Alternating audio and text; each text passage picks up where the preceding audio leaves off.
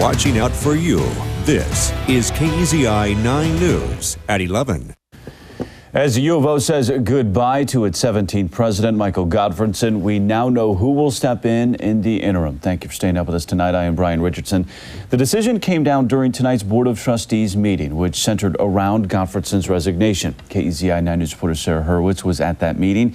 She is now live on campus with our top story here at 11. Sarah? Well, the meeting was short, but the board was faced with major decisions this afternoon. Along with appointing an interim president, they addressed the major implications of Godfredson's abrupt departure and finding continuity in the university leadership.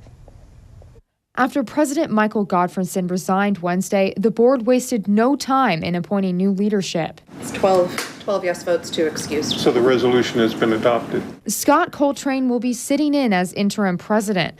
Coltrane worked closely with Godfredson, serving as the vice president and provost since February of this year. Leadership the board chair is confident will step up to the challenge. We need to recognize Scott for bringing yourself forward to do this. 4 presidents in 6 years, 2 of them in the last 3.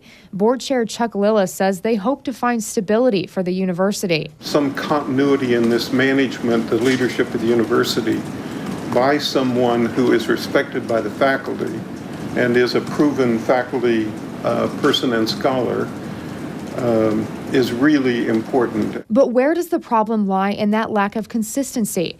Lillis says Godfredson walked into a challenging environment, an NCAA investigation into football recruiting, tough financial times, collective bargaining, and just a couple of months ago, a sexual assault case involving 3 U of O basketball players. So you're saying that it's not directly linked at all to the sexual assault allegations a couple of months ago?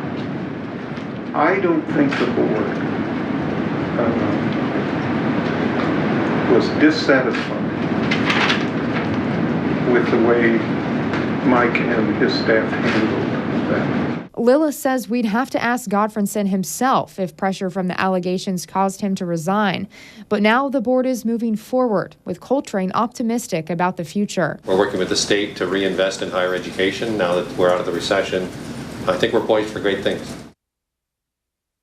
Now, in Godfredson's resignation letter on Wednesday, he mentioned that he'd like to spend more time with family as well as pursue other scholarly interests, and it could take up to a year to find a new president. Live in Eugene, Sarah Hurwitz, KEZI 9 News.